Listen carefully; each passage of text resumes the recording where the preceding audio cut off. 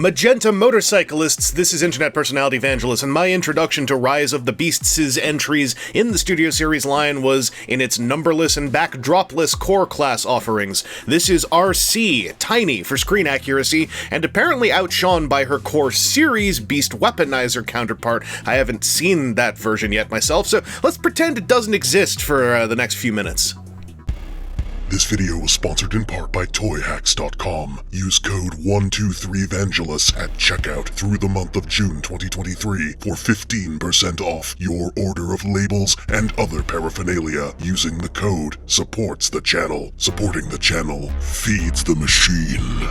Core class motorcycle modes often give me happy feelings in the 2020s, and that remains the case with Arcee's auspicious alternate form. Are there a tiny pair of hands sticking out the back? Sure, but the rest of this mode makes me sigh more so at the nitpicker than the nitpick itself. The shapes are lovely, and the top and sides are as clean as I'd desire, especially at this size. There's a removable kickstand block, a handgun in disguise, which I'd be dubious about using as a load-bearing object in reality, but a functional piece of accessory storage in the world of toys. The front wheel can also twist from side to side, since it's removable. You wouldn't want to do that on a real motorcycle either, but, you know, toys.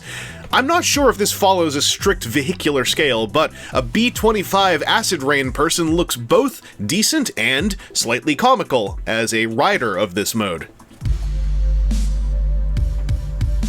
With the kickstand block removed, Arcee can execute a pleasantly involved transformation to robot mode. Everything splits and unfurls with a surprisingly slick level of tactile design for such a simple piece, and I love how much the side panels reshape into legs through something as straightforward as a double-hinged unfold.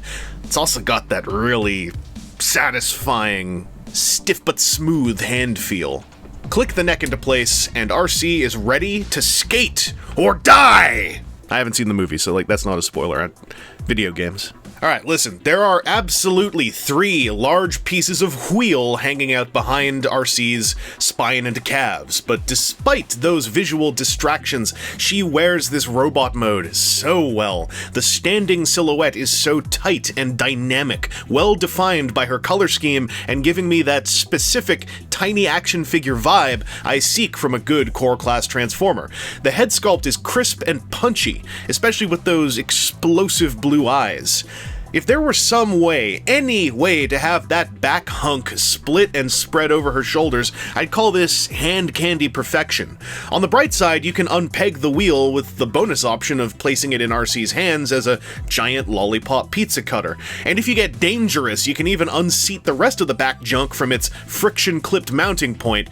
And I don't know, it's still not screen accurate, but then there's nothing hanging out back there, and photos from the waist up are gonna be pretty darn cool. Less awkwardly and more intentionally, the compact kickstand pistol is the perfect shape for its diminutive wielder. It's kind of like a spy gun, or one of those tiny guns that shoots big bullet. You know, you gun perverts know the one I'm talking about.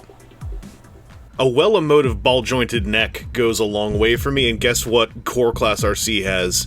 A well-emotive ball-jointed neck. It's got little bits of tilt, just a touch, but on a core class that makes me so pleased. Also, the transformation neck joint can unclick to let her look down a little bit, which when she's say throwing a big rider kick or something, can really help with a perspective pose. The shoulders are just ball socket joints with a cut for full-on T-pose dominance. The elbows are a ball socket joint, which also doubles as a bicep swivel. And the waist can twist thanks to the transformation, as long as you get the hump out of the way. If you want, you can just yank this off, but then you still have this chunk here. I guess with this is as far up as it goes, so this becomes an L-hooked butt flap. The hips, ball sockets that can do full H-pose assembly. Once again, absolute dominance, just pogo squat on whoever it is that needs to be taught that they are beneath you. You can kick very high with core class Arcee. You can kick very back with core class Arcee. There is a double jointed knee, technically, from the transformation. What it means is that visually, you get this very tight, just past 90-degree knee bend, regardless of this stuff over here. And this is sort of a key about this figure that is one reason why I enjoy this figure so much. Let me put even this hunk back on. Hunked. The articulation just works, even though there are 3 giant things sitting on the back that easily you could think would ruin everything. But no, like, she is really good at posing. Rider kick posture is possible on this core class Arcee, and given her design, it's exactly what you would be looking for from a character like this. Additionally, there are some nuances to Arcee's articulation that are kind of cool. You can use the transformation hinges in her shoulders for additional outward shoulder range, and while there's no thigh swivel, the ball socket connection on the hips has that lovely thing where there's just enough ball and socket to have a little bit of twist at the top of the leg. Also, she can totally do a convincing bike legs style mode if you just like retransform the legs. You still get the ball socket hip joints. You get solid giant wheels down here. Like, you can't stand her like this, she'll fall over due to gravity and science, but she can vroom around like this and do all kinds of speedster stuff, and I think it looks totally natural. It's really freaking cool. Like, it isn't straight up roller skates, it's kind of huge, but it's functionality, in my opinion, and I appreciate that greatly, especially when the rest of the articulation is so solid for what it is. I know this is a common refrain of mine from time to time, but Studio Series Core Arcee was such a pleasant surprise. I expected the worst from her bike wheel clutter, and it certainly is gonna wreck the vibe for some of you, but this is one of my favorite core class Transformers experiences to date. She's got a trinity of alt mode junk, and yet she also feels like a dynamic little action hero in hand, with a really slick transformation scheme as a cherry on top.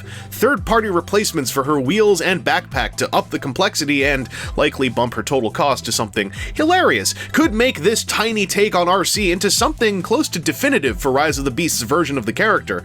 But as she is, stock from the package, I've been giving cautious yet hearty recommendations to people about her ever since I picked her up, and also I have no idea if anyone's going to do third-party stuff for her. I don't know if it's feasible, but if you are, send me one. Anyway, this has been Internet Personality Vangelus, and now that we're at the end of the video, I really want to hear more about the Beast Weaponizer version that comes with Tiny Knife Cheetor. I love this Arcee design, and I'm not opposed to grabbing another solid take on it at some point in the near future. Either way, many thanks to my solid producers and supporters on Patreon, YouTube membership, and Ko-fi. I'm sure you will all help enable the acquisition of more Magenta motorbikes to come in the future.